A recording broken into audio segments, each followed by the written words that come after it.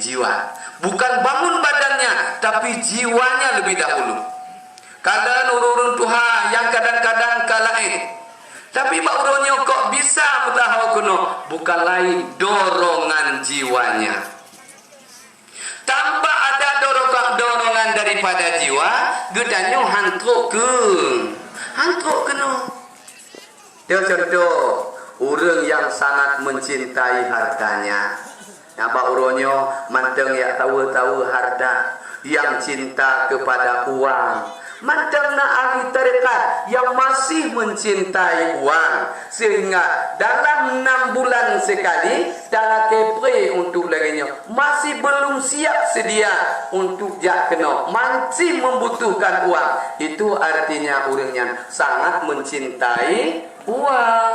Berkali-kali abadi teriakan bahwa man istakhaffa ustadahu ibtalahu Allah bi thalathi balyatin.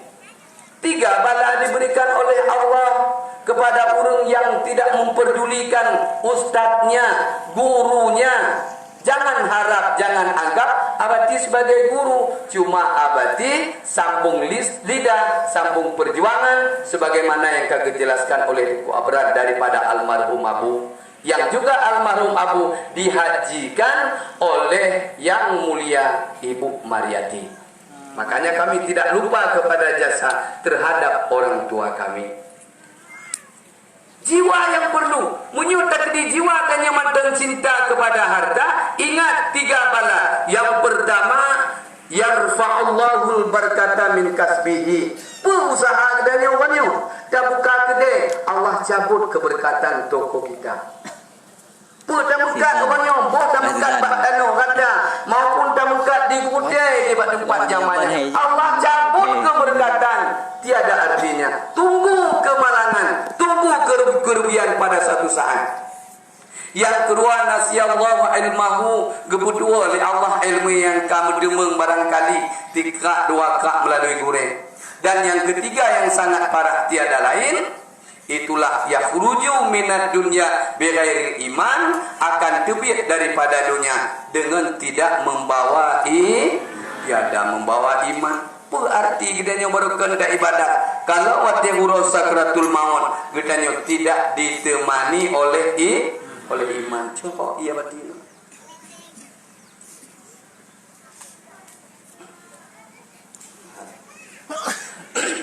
Ibu-ibu dan dengku-dengku yang abadi muliakan, hikmah dari zikir yang kita lakukan sedikit tidak guna oleh Bapak Sekjam juga menyampaikan berarti tiada sesuatu yang terbaik sebagai tugas hanya untuk berzikir Allah. Abadi sedikit menyampaikan perbedaan dan mungkin lebih panjang betul abadi terangkan daripada Tengku Abrar.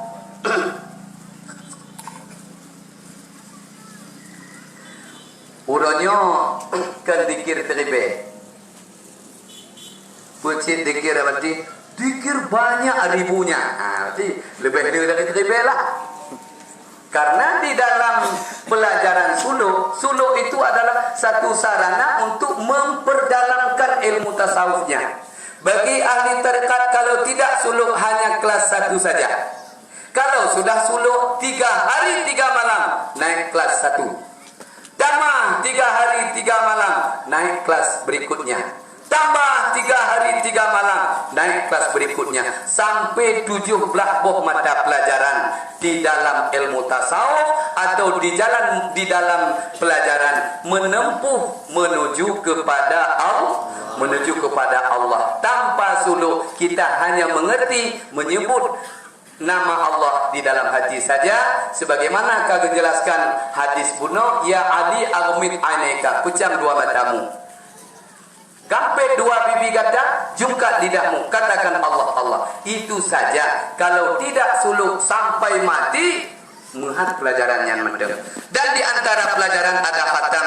Yang di dalam khatam itu ada 7. Setiap satu khatam berzikir la ilaha illallah, la ilaha illallah sebanyak 70.000 kali menyebut la ilaha illallah. 70.000 itu itu hanya satu khatam dikali dengan 7 banyak ribunya. Makanya tarekatnya ke tarekat ribe, tarekat le ribe. Kemudian mungkin barangkali itu Bapak Sekcam, Pak Camat dan juga Pak Dan Ramil yang mulia, gedanya perlu perhatian supaya tidak ada yang merusakkan akidah umat. Karena perkaranya tanggung jawab daripada pemimpin. Kalau hari akhirat ternyata masyarakat semponit, rusak akidahnya. Yang pertama gedanya Bapak Dan Ramil, Pak Camat dan juga Kapolsek. Oi kalian, ayo kemari. Kenapa rusak akidah masyarakat sekecamatan kalian? Yang pertama. Maka justru karenanya perlu dicek. Apa yang perlu dicek? Kalau ada orang-orang yang mengaku tarekat ini, tarekat itu, tanda tarekat yang sah, tanda tarekat yang oke, tanda tarekat yang normal di dalam Islam, adanya salsalah. Adanya salsalah. Umpamanya abadi. Ini tarekat abadi. Ya, apa tarekat abadi sesat atau enggak? Enggak sesat lah. Jangan percaya. Kalau memang tarekat abadi tidak sesat, coba mana salsalahnya? Abadi di mana menerima? Dari Tengku Pulan. Tengku Pulan itu dari mana? Dari Pulan. Yang Pulan itu dari mana? Dari Pulan lagi. Yang dari Dihlam, dari Dihlam. Betul dijawab sampai kepada sahabat. Sahabat daripada Rasulullah. Rasulullah dari Jibril. Jibril daripada Allah. Makanya 41 tarekat yang muktabar di dalam Islam. Itu ke-41 tarekat itu semuanya ada salsalah. Bisa dipertanggungjawab. Tapi baru-baru ini ada tarekat yang baru, ada tarekat sufi muda. Ketika diperiksa ada silsilah. Jadi itu tidak benar menurut dalam Islam. Makanya baik mudah-mudah kita aju. Banyak tarekat, karena tarekat bisa diciptakan oleh manusia yang ingin tampil sebagai manusia yang lebih di antara manusia ramai. Berarti tarekat Naqsyabandi itu mana perbedaan dengan tarekat lain? Jadi gedanya memilih tarekat Naqsyabandi, kenapa? Jawabnya karena sahabat yang 4 bertarekat dengan tarekat ini.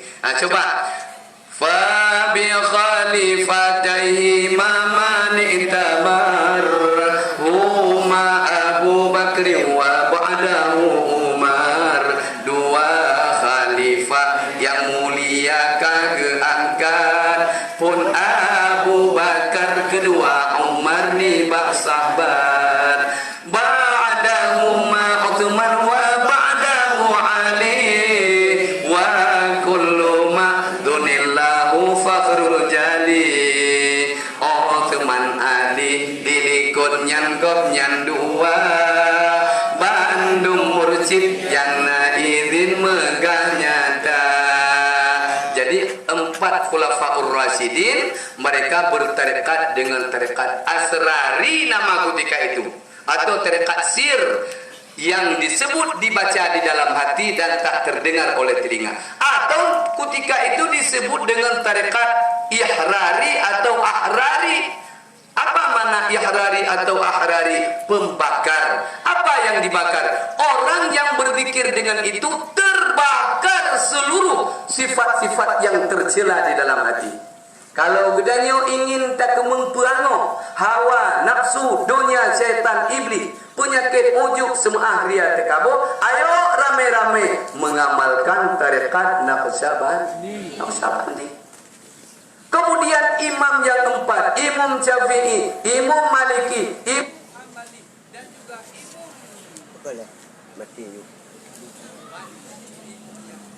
mengamalkan tarekat Naqsyabandi. Dan tersebut di dalam kitab Merdo Ribego ulama yang muktabar juga mengamalkan dengan tarekat Naqsyabandi.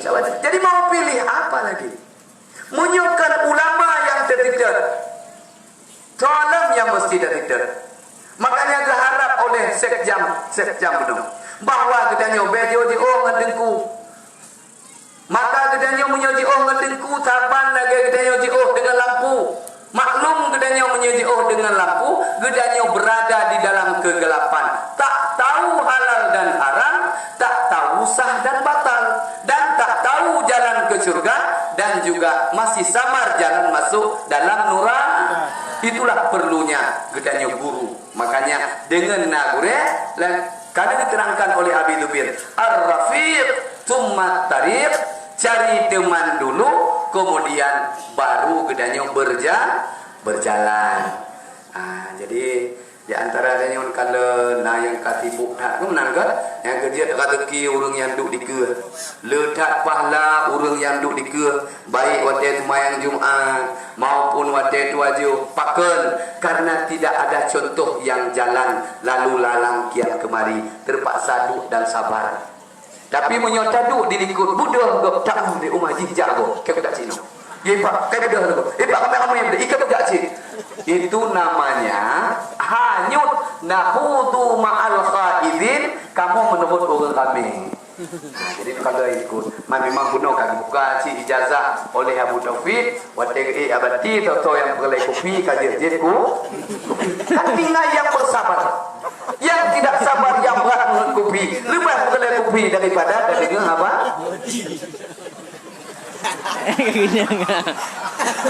kena Abu Taufik nak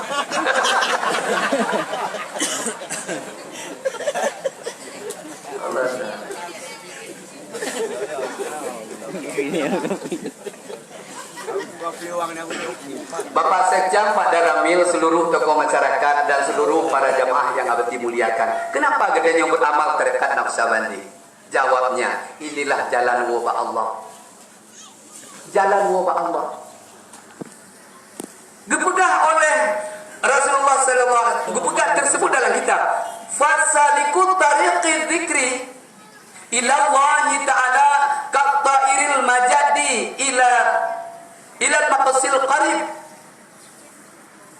Orang yang menempuh jalan lewat zikir Allah itu kattairil majadi li maqsil qarib.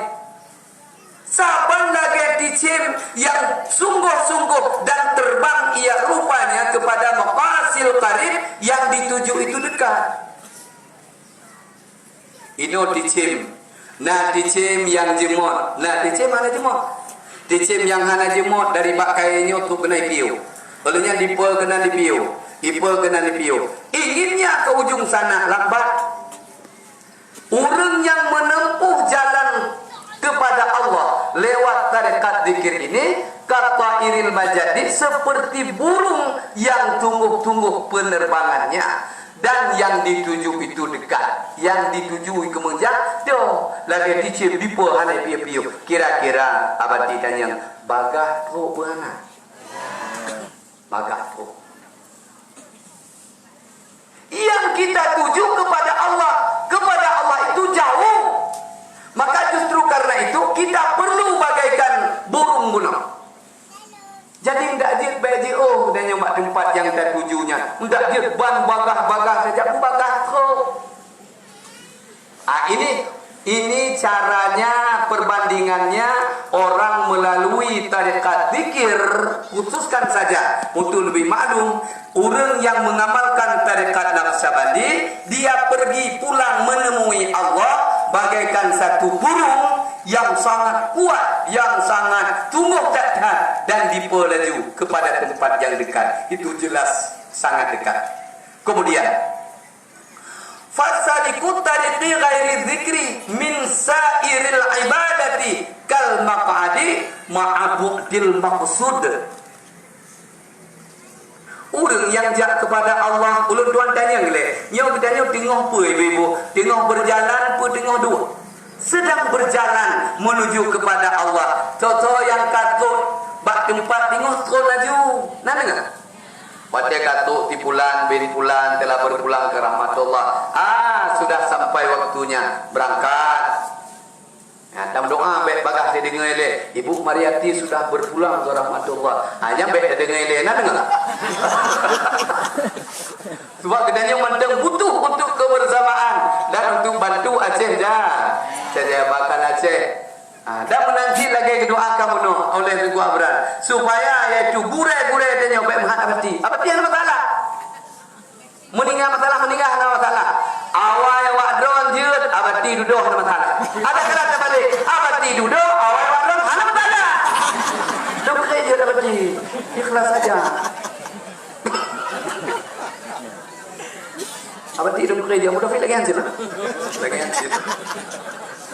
Oh Tuhan, Masya Allah. Ini coba kita kembalikan ke dulu. Orang yang wabah Allah melalui tarekat Naqsyabandi tapan lagi ticem yang di tempat yang dekat, sungguh sangat cepat untuk sampainya. Adapun orang yang mengamalkan ghairi tariq ghairi dzikri, bukan zikir, nyokan lewat zikir, min sairil ibadati, daripada ibadat yang banyak. Barangkali katanya, Bu, nak tarekat, Bu, anak mesti tarekat lah. Saya kembali kepada Allah. Saya akan bersiap-siap kembali kepada Allah dengan baca Al-Quran banyak-banyak. Bukan zikir, tapi baca Al-Quran. Dengan puasa yang banyak, dengan sembahyang sunat yang banyak, dengan pergi haji setiap bulan sekali, pergi haji ke setiap tahun, umrah setiap bulan, dan sebagainya. Itu kal maq'adi ma'abudil maksud. Taban lagi dajak ngan punggung maq'adi, artinya tempat duduk. Tempat duduk dan yang pasti bawa punggung. Betul ibu? Karena orang duduk ada hidup punggung kamu jungkat nak water. Apakah lagi yang bapak sedang duduk loh? Mana orang duduk lagi? Mana orang duduk punggung water? Pasti duduk yang normal, punggung baru. Kal maq'adi lagi orang jalan dengan punggung. Cik jangan dah apa David? Apa David? Jangan tendok. Jangan punggung. Jangan punggung. Dua aja. Cik jangan punggung. Kalau kaya jangan punggung, cik jangan lagi. Dia udah ada siap pun kan? Tapi bedanya penting leh. Ngepung jangan punggung. Jangan lagi yang tu ni. Ma'abudil maksud yang dituju itu jauh. Dajak ngepunggung. Bagaku. Ada trepko. Trepko. Kan bisa ambil contoh. Orang jak wajib pakai pesawatnya lain. Takut kita lain barangkali. Garuda. Gantuk banget banyak orang nak kan? Anak-anak deh. Jadi juga dengan Garuda. Sementara anak ayah danyo berjalan menuju Makkahul Mukarramah bil maq'adi dengan jalan punggung. Jalan punggung. Ayah macam ayah, jalan Mekah ni. Agak tengok beli dengan punggung je. Jalan punggung. Igap jalan Mekah, jalan kenan bak lapangan terbang, kemudian jalan kapal 8 jam teruk gede tu. Di ayah tiang bunoi jalan punggung. Pada jam teruk gede. 8 jam hanale apa punggung. Tinggal itu boleh tu. Yang itu di atas nyodom le. Karuhung hai ning tambung le kata lain. Karuhung ne gado le. Itulah perjalanan yang jauh. Kalau ditempuh melalui punggung itu mustahil atau susah. Demikian pula kalau bertanya wa kepada Allah, kalau ingin kita cepat sampainya kepada Allah, tiada lain jalan selain daripada mengamalkan tarekat Naqsyabandi. Urangnya dalam tarekat Naqsyabandi untuk malam meninggal kita sudah sampai kepada Allah kalau melalui mengamalkan zikir. Tapi orang masih bertahan. Yuk anu pom. Yang lebih berbahaya lagi, Rasulullah bersabda, bukan Dajjal yang paling akhufu, yang aku takuti selain daripada ulama yang jahat.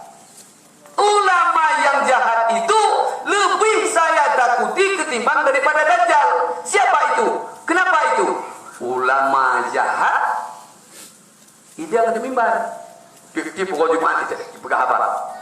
Tidak mau dalam golongan orang Islam. Apa yang dikatakan? Mungkin barangkali yang bertanya, apa masalah tarekatnya olehku? Pernah puhana. Dia menjawab dengan ilmu yang jahil. Tidak ada ilmu, tapi dia berfitwa. Fa'aftu bighairi ilmin. Berfitwa tanpa ilmu. Milun hana tarekat. Awak tahu nanti? Melun kamalim golongan tarekat. Ini kalimat yang sangat berbahaya. Padahal orang yang sudah mulai berzikirullah untuk kembali kepada Allah, ketika lidahnya lancang mengeluarkan kata-kata seperti itu, orang kembali tidak lagi berzikirullah. Makanya di dalam kitab kalau dilihat satu judul kemunduran Islam itu, kenapa? Jawabnya karena ulama-ulama jahat. Siapa ulama jahat? Yang tidak ada berzikirullah. Malah benci kepada berzikirullah. Dalam sejarah kita ingat 300 tahun diikut Rasulullah. Yang pertama ketika Rasulullah 100 tahun 1 abad, 200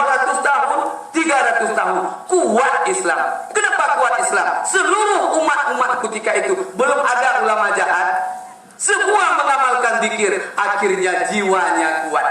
Ketika jiwanya kuat, seluruh ajaran agama dengan mudah dilaksanakan. Bahkan jiwanya tegar, jiwanya kuat, jiwanya kokoh. 13 tahun Rasulullah di Mekah hanya untuk memperbenarkan akidah. 20 tahun berikutnya Rasulullah di Madinah untuk mengamalkan syariat zahir dan syariat batin. Maka alangkah baiknya, dan kita hanya bisa menyebut kalau seandainya calon-calon legislatif, pemimpin-pemimpin kita ini mengeluarkan ultimatum atau memberatkan kepada seluruh tokoh masyarakat, kita dalam masyarakat wajib memperbaiki hati kita lewat zikir. Insya Allah Aceh Jaya tunjuk lagak mana? Lagak mana? Gak akan mendung mana? Tidak susah dan ramil bedai mana? Tidak susah Kapolsek bedai mana? Tidak ada yang mencuri, tidak ada perusuh, tidak ada yang tabu-tabu, tidak ada yang ulah ganja. Kenapa? Hatinya tahu itu haram. Makanya kita susah. Kenapa susah?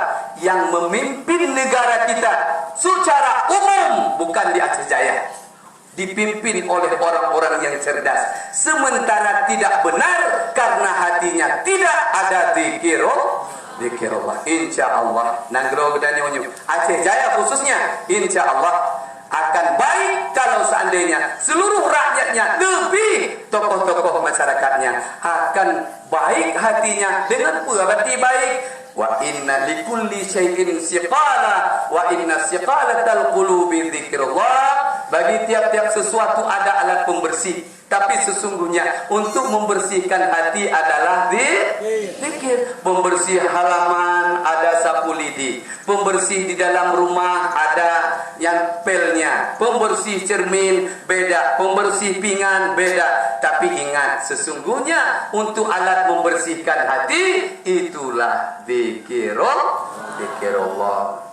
Ibu Mariati kan sering-sering